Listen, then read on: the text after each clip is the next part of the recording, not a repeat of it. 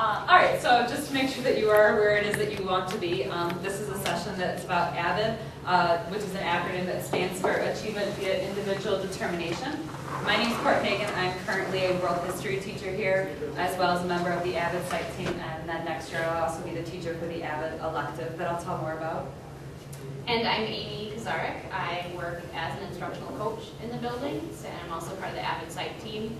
I'm working to start to implement some of the Avid strategies throughout the building in all of our classrooms. And I'll be talking in a bit about what that looks like school-wide. So you'll get to hear a little bit about what the elective looks like, as well as the approach school-wide. And to put it into a brief select words, Avid is an educational framework that covers both school components and also has a more selective, elective class component. And the intention of Avid is to make sure that all students are leaving high school equipped to be successful in college, whatever careers that they may choose after college or immediately after high school, as well as just equipped with what it needs to be a global citizen. There are plenty of videos that you could find on the internet that shows the impact that Avid has on students. We selected one of our favorites, which includes a poem, but more importantly, I love this video because I think that it demonstrates the impact that Avid has on students' mentality, both their self-image, as well as their perception of their education and their future. So we have just a 2 to 3 minute video for you. People like me. People like me. People like me. People like me don't go to college. Nobody's ever going to convince me that I'm going to be somebody someday. Street cred, it's more valuable to me than my education. My life will be defined by those who doubt me. I know there are some out there looking up to me. I'll let those AP and honors students be future leaders and policymakers. Because me, I'm just one of a long line of statistics. Who knows? Maybe I'll be studying. But it won't affect how my life is going to turn out. People tell me I can't succeed because they can't see past my skin color or how I talk.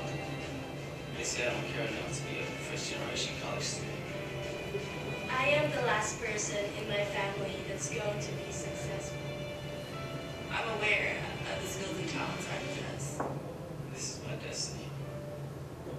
That was me, before Avid helped me see my potential, believe in myself, to turn all that around. And now, this is my destiny.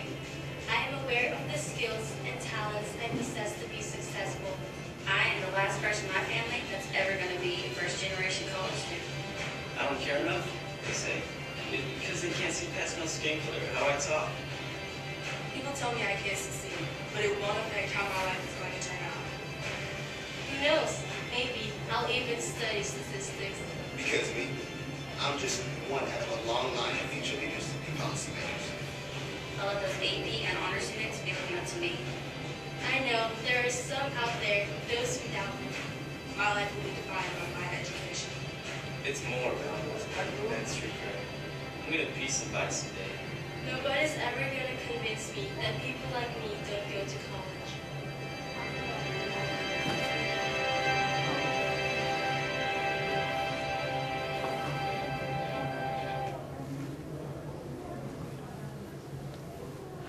To provide just a little bit of history about what Avid is, it initially started as just one elective course that was geared towards students who were coming from backgrounds that didn't necessarily have as many advantages as those of their peers, and has since spread out into a school-wide program. The logic being that if support helps one select group of students, it's certainly not going to hurt every other kind of student. One of my very first professional experiences, I taught a middle school Avid class, and I had students who were from low-income families, or their parents hadn't been to college, or they were from immigrant families, or any other obstacles. And those students had great potential. What they struggled with was being able to perceive themselves as potentially successful students and going into very successful careers as adults. So what we worked on was building up those skills and making sure that students understood how having those skills empowered them as human beings so that they could change their self-perception. So Amy's going to take a moment to talk about the school-wide program, and then I'll give you a little bit more insight into the elective option as well. All right, so Avid school-wide, you can see just a few points up here, really focuses on the 4 pillars that are in the graphic. It looks at instruction, systems, leadership, and culture, and basically builds around those 4 pillars to make sure that everywhere you walk in the school, you get that sense of it's a culture of college and career readiness. Everyone lives it, speaks it, breathes it, and knows that going to school here is going to prepare you for that future. It improves academic performances of all students. As Court just mentioned, there will be some students who will benefit from the elective, but a lot of the strategies, a lot of the supports, and a lot of the culture building and leadership transcends that elective and really is permeated into the entire school building and culture. And then it's also a way to provide teachers with research methods of best practice and common language. And so as we work to build the skills around several things with strategies for instruction in our teachers, all students that are seeing that from class to class. And one of the handouts in front of you kind of goes through each one of those 4 pillars a little bit more in depth. So you certainly could take some time to look at the black and white handout if you'd like. But each one of those 4 components is really key to making Avid a school-wide systematic approach. There's a leadership team involved, and I'll share with you the members of that leadership team near the end of the program. Court and I just make up 2 of the members of the Avid team, but it's across the building. As I already mentioned, the culture and the systems and instruction. So that's what it looks like school-wide. What we're doing right now to move our school to an Avid system. So in the past, Waukesha South has been one of the schools that for the past 7 or 8 years has been an Avid school. And one of their lead Avid teachers became a coordinator in the district, and she's working to implement some of those same Avid systems and strategies to the other schools around the district. So North is starting their program this year. We have been doing sort of the legwork and the research and the building this year to implement Avid next year. Some of the things that we've been working on to move our schools to an Avid school-wide focus is we've been doing some in-servicing with teachers and professional development around some of the strategies located in Avid and just best practices. So we've been working on things this year specifically on focused note-taking. So some of you that have older children, if this isn't your first experience with WEX, you may have heard something with Cornell Notes or Focus Notes system to get students really engaged in using their notes. It's an approach not just take the notes and forget about them, but how to get students to use those as a learning tool. We've looked at organization. We've looked at higher level thinking. How do we get students to read beyond the text to answer questions that tap into some higher level thinking skills? We've worked through text annotation, and that's been a process that has been in this building for the past number of years. So you'll see that some of these things, although we're going to be calling them part of the Avid system, they're just really good teaching practices. A lot of these things aren't new to us. A lot of them, our teachers are already using many of these processes, but it's having that common language from class to class that really helps students do well across all curriculums. There are also programs that are built as tutorials or in a variety of classes, and we've got some teachers on our Avid site team who are already experimenting with what that looks like in classes so that we can prepare for next year.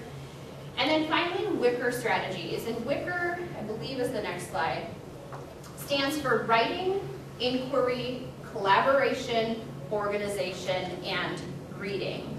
And basically what we look to do is we look to infuse each and every lesson with some elements, if not all of those elements, because truly it increases students' ability, leads them into more complex thinking if they're asked and challenged to use a variety of those tools.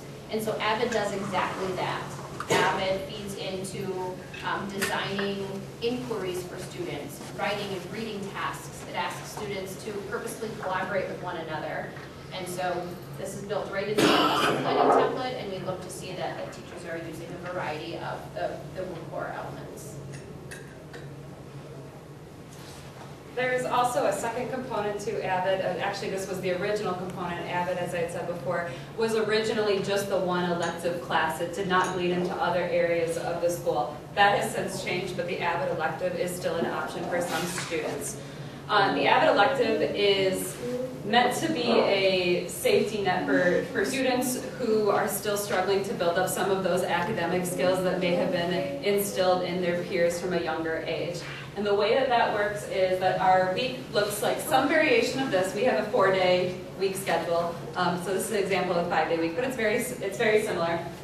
Twice a week, Avid students go through something that's called a tutorial. And what happens in a tutorial is that each student brings with them a problem that they're struggling with in any one of their schools, whether it's this essay that I'm writing for English or if it's this physics problem that I just cannot figure out.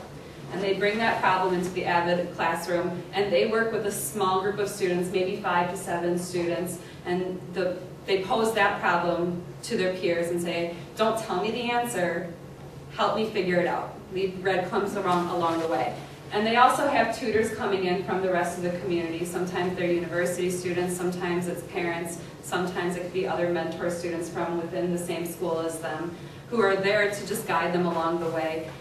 Both helping them build up that academic skill for that particular class, but also instilling more critical thinking skills. How can I question my own ideas in order to make progress? On the other days, you have Avid curriculum. Avid curriculum encompasses a lot of different skills. It's critical reading, it's analytical writing, it is learning how to communicate your opinion and respond to other people's opinions. A lot of it is future oriented. What are careers that I'm interested in and am equipped to do? How do I get to that career through an education, through higher education? So it's taking all these strategies that Amy had mentioned happen in the wider school and being able to apply them to more specific curriculum, if you will. Sorry. Do you want the last Friday? Oh, I'm sorry. If you were on a 5-day schedule, this would happen every week. Because we're on a 4-day schedule, there would be more variation. But part of the Avid curriculum also includes things like guest speakers, bringing in people from all different types of backgrounds and careers to discuss what their educational path was, and the drawbacks and the benefits to the careers that they're in. We've gone on a lot of field trips with my former Avid students to universities along the area to talk about scholarship opportunities and the different majors that are open to them. And then other times, it's something like motivational activities, things that just make students feel empowered. Sorry. Thank you.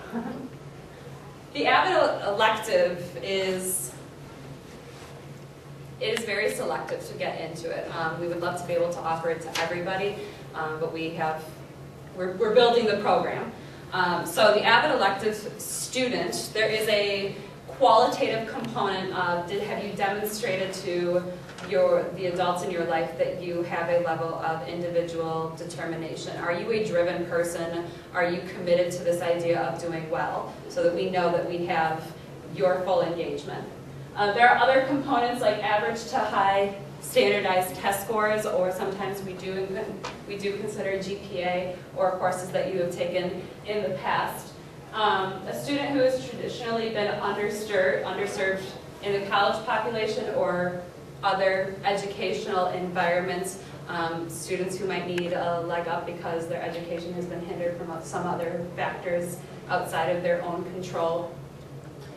Students who are currently in the middle, we feel like West does a very good job of providing several different AP opportunities to challenge those students who are high flyers, and we feel as though we have a lot of supports in place, like intervention classes for students who are struggling, but we have a very large population in the middle who we feel like is not necessarily being pushed. They have the potential to succeed far beyond their own understanding, but so far we're still looking for the programs that can push them, and we feel like Avid elective is a way that that can happen for those students who are in the middle, who show potential, but have not yet found a way to meet that potential.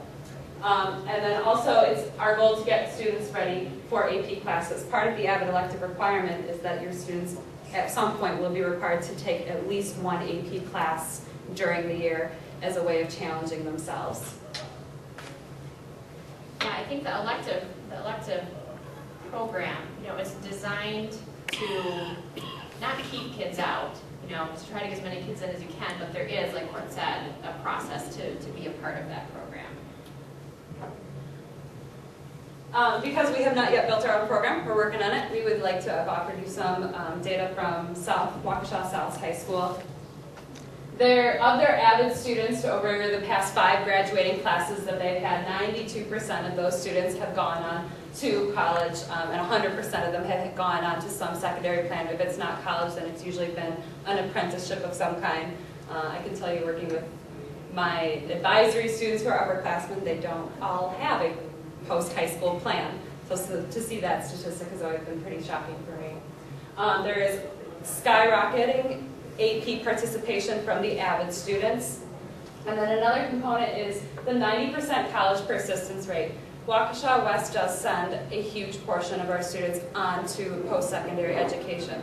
But what we have found is that the persistence rate, the number of students who stay in college past their freshman year, is not where we would like it to be.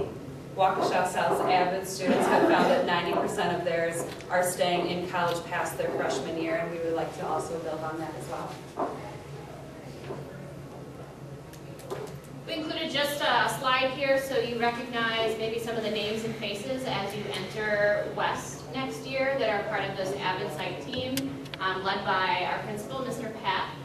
The names and the faces up here represent a variety of departments and disciplines. So we're really trying to build by sort of tapping into each department to get teachers involved in the Avid program.